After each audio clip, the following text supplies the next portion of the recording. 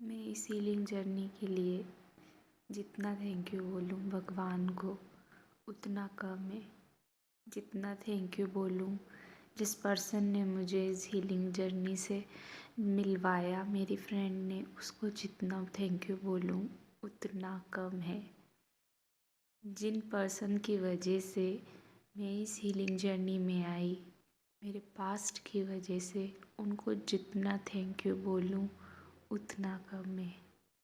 आकांक्षा दीदी को मैं जितना थैंक यू बोलूँ उतना कम है। चाहे मैं कितनी भी कमज़ोर थी, चाहे मुझे कोई रास्ता दिखाई नहीं दे रहा था, 2021 से लेकर आज 2 नवंबर 2023 चल रहा है।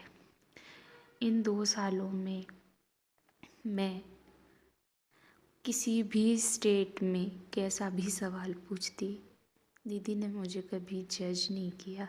उन्होंने मुझे हमेशा आंसर किया और मुझे उनके आंसर्स उन आंसर्स की जो गहराई है वो अब समझ में आ रही है।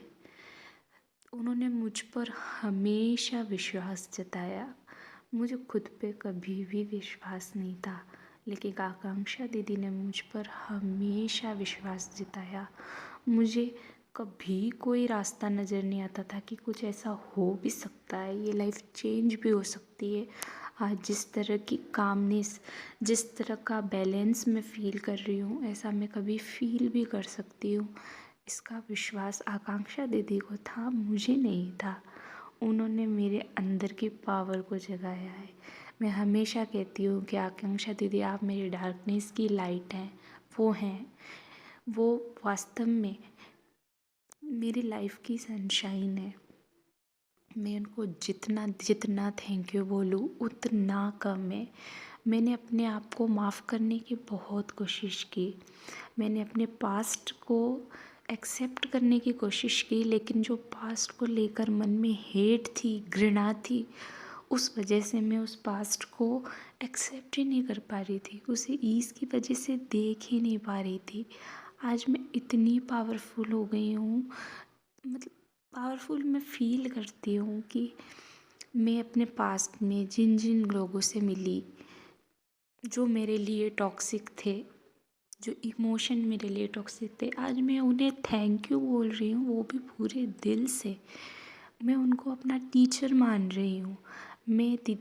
मैं दीदी के मेडिटेशंस को इतने अच्छे से फ़ील कर रही हूँ कि मेरी लाइफ में मिरेकल्स हो रहे।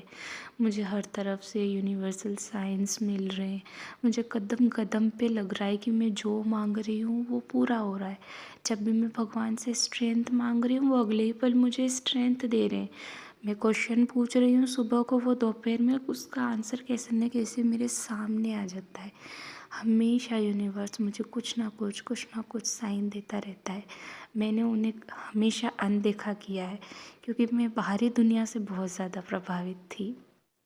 मैं बाहर से एप्रिसिएशन ढूंढ रही थी, सब कुछ मेरे बाहर से ढूंढ रही थी। बाहर कुछ है ही नहीं, सब कुछ अंदर है। इस बात का एहसास मुझे आकांक्षा दीदी ने दिलाया है।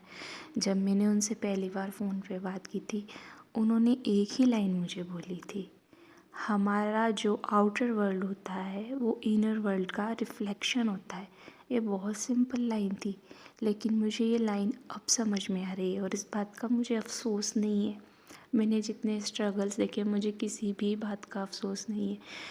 मैं खुश हूँ कि मैं स्लोली ही अपने इमोशंस को पहले तो पहचान पाई, उन्हें एक्सेप्ट कर पाई और अब उन्हें रेगुलेट कर रही हूँ। मैं ठीक हूँ। इस चीज़ में मैं बहुत